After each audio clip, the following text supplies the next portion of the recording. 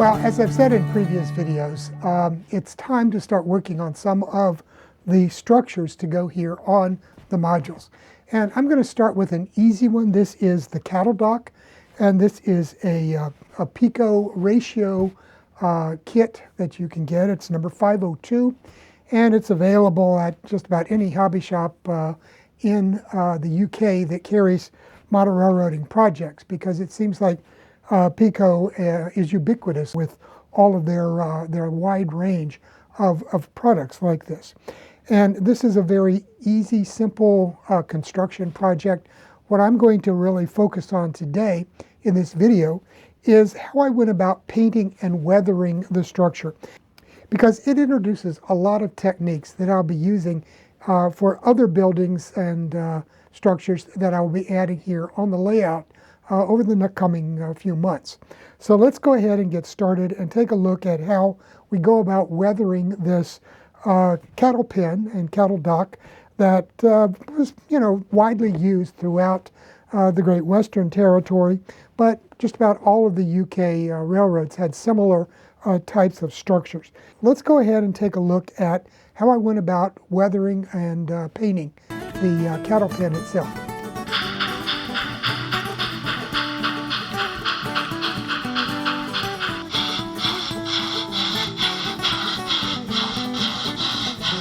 What I'm going to do today in this video is just run through some of the techniques that I used for painting and weathering this this structure, because it's a fairly easy to build kit, and I think anybody could take this on as a beginner kit.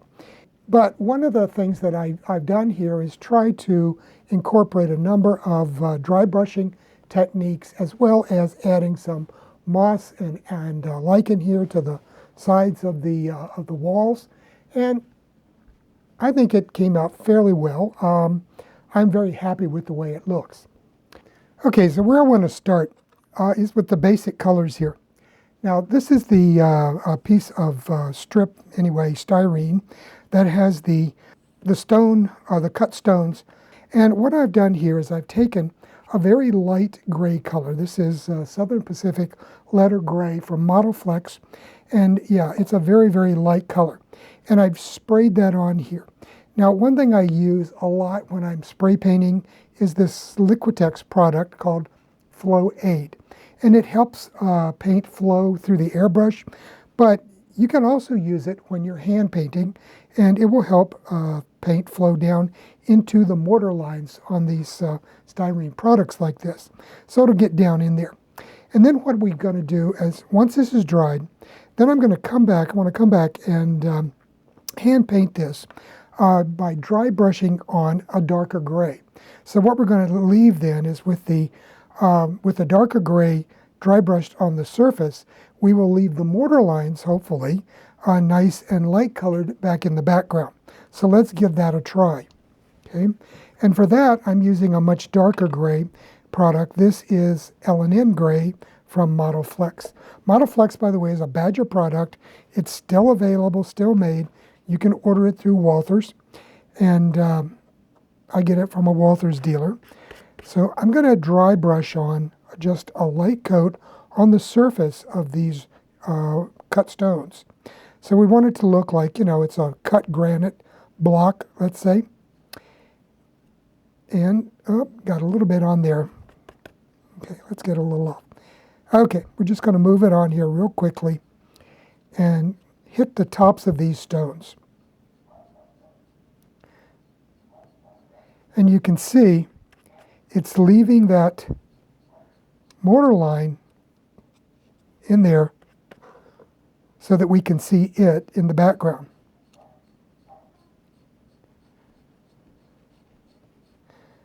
There. Okay. Keep coming on across here. I hope you can see that fairly well there. I can zoom in a little bit for you. So that's about enough there. Let me get a little bit more. And we can move on. Just keep going back to the palette. I've got a piece of cardboard here that I'm using to get rid of the excess paint before I do my dry brushing work.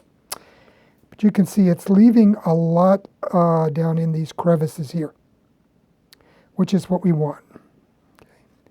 And we're getting a little bit of variability also in the amount of gray and how dark that comes out. And that's what you want to strive for, is to get some variability in the color, and that will in turn make it look a lot more natural. And finishing up some more dry brushing here. So that's going to be the base for the whole cattle dock.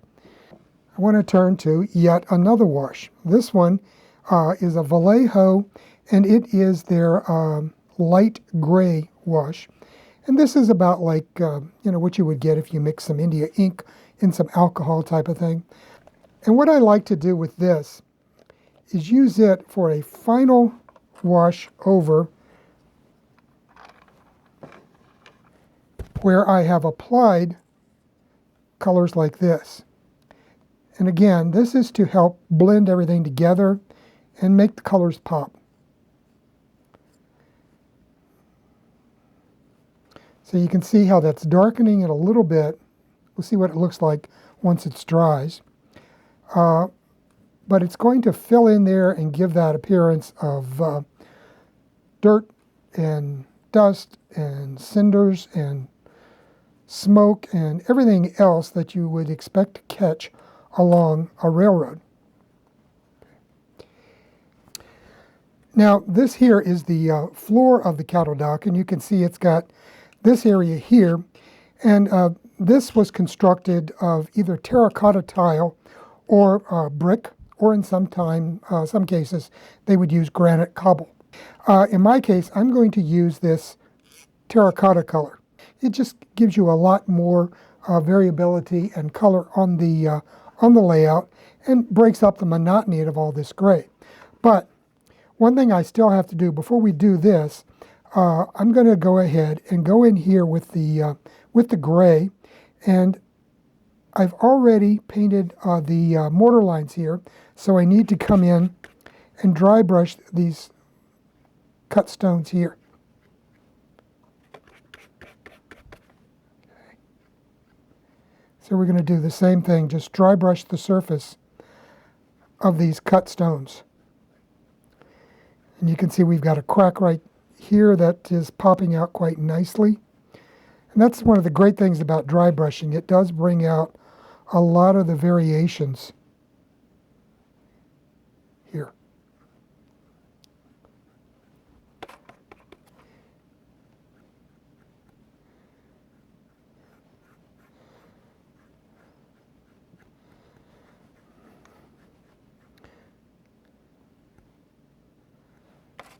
Keep moving that in there.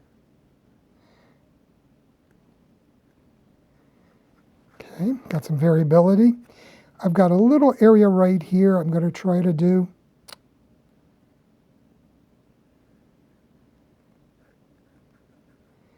I've got the brush real dry here, so just scrub it in.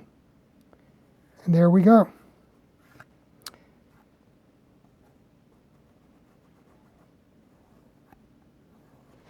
There. Now, the next thing I want to do is move on to doing the dock platform that was the terracotta. That'll give us a really nice terracotta color there. This is the ramp, and it was also covered with the terracotta pavers. And the terracotta is like this, a reddish brown color. So I'm going to use this Vallejo wash material, and it is their dark rust color. And what I'm going to do is take that and just flow it on to the surface and let it work its way down in there.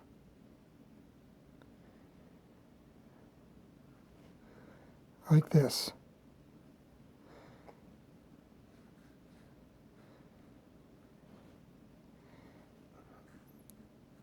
And it doesn't matter if you get some streaks in it, because it's going to get another coat on top of this to blend it a little bit better. I'll be using a brown color on top,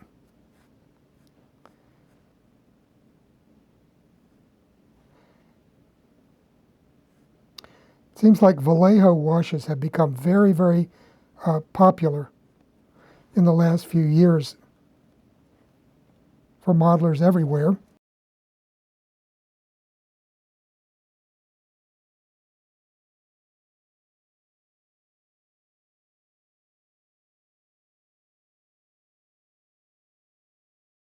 So that's all there is to that. So we're going to set this aside and let it dry for a little while. Now I'll bring over this piece, which is already dried. And what I'm going to do here is I have another Vallejo wash, and this is their European dust. Now what I'm going to do on top of this to give it that look of manure and mud and everything else that's been collecting in here, I'm just going to brush this over here. So you can see this is sort of, it's got some green in it, sort of like cattle manure.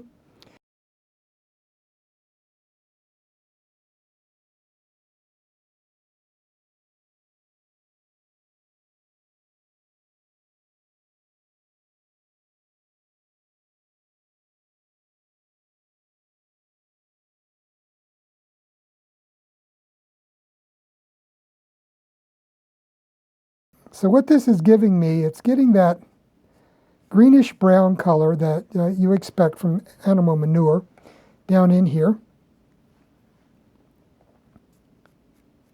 And it's helping to blend any variations in the color of the terracotta tiles.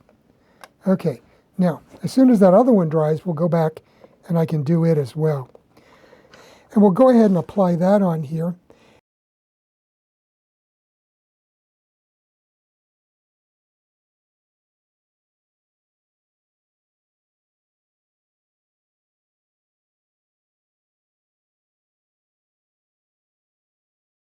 But then you just keep flowing this on here because you want to dull down that bright red color from the terracotta tiles. Okay, so you can see, and this is what that will look like once it dries. Now let me clean my brush, and then we'll go ahead and I'll show you how I tone down the other area. Okay, so on this piece, I'm just going to use some of the Vallejo light gray wash. And it comes out a light gray once it dries because it's pretty thin. Okay, so I can just apply some of that, and it's going to run down into these crevices and further dull the red appearance and give us a nice dirty look like we would expect in a cattle pen. Because these cows don't wipe their feet before they come in. Okay, and so I'll go back and do that one in a few minutes.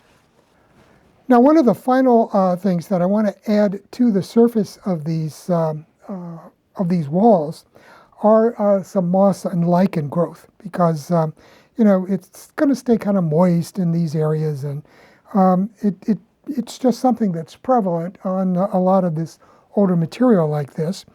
I have some of my dilute scenic cement that I've been using, and I'm just going to come in here and paint areas where I want moss to be, okay?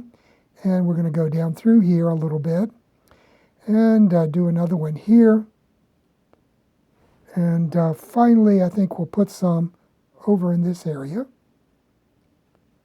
Okay, and while that's still wet, I'm going to get some of that Scenic Express flock and turf that I've been using around here, and just, this is the fine version. Now I'm not putting it on the lower area because there's something else that I'll be adding down here along this bottom. Okay, so I've got that in there, and now I'm just going to let it sit a minute and soak up some of the glue, and then I'm just going to tap it off.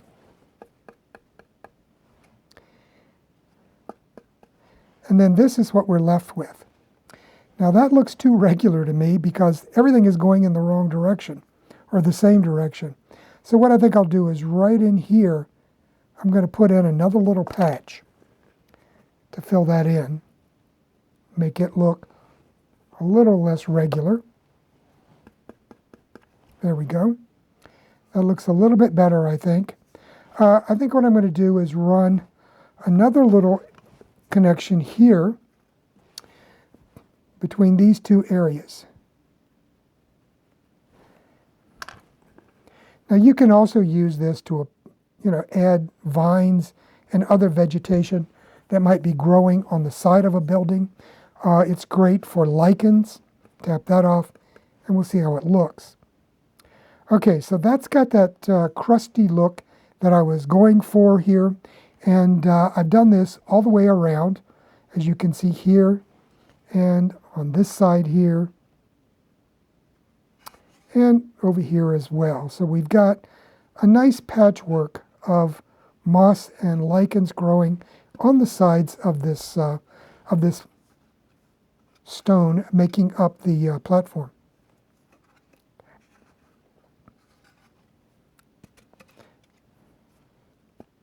Okay, I want to set that aside and let it dry now. Okay, so this is the completed cattle pen with the fencing up and everything weathered except for this bright white fencing. So what I'm going to do there is I'm going to take some more of the Vallejo gray wash and get some more of that out. And I'm just going to run over my fencing with that and dull it down some, because it needs it quite a bit. So all I'm going to do here is just run up the fence post. I believe these fence posts were made out of concrete. British railroads were using a lot of concrete at the time for fence posts and structures and the like, particularly the Southern Railway in England. And the Great Western also had a plant for making concrete structures. And they used a lot of concrete fence posts along the right-of-way, and also in situations like this, because it tended to last a long time. Okay, I'm just going to run this over here and run this real fast for you.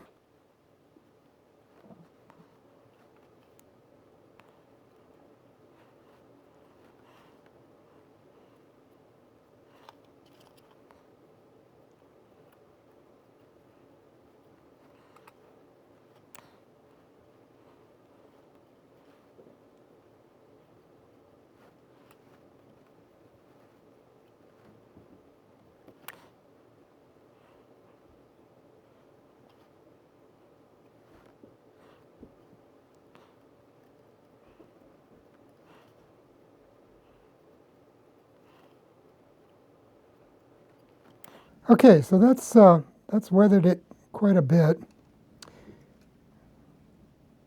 and gives it that used look. There we go. Because if you've been around railroad tracks any amount of time, rail fanning and the like, you know that stuff like this, dirt and grime, just tends to accumulate over time from all of the exhaust and the like, and they don't bother cleaning up. They get dirty.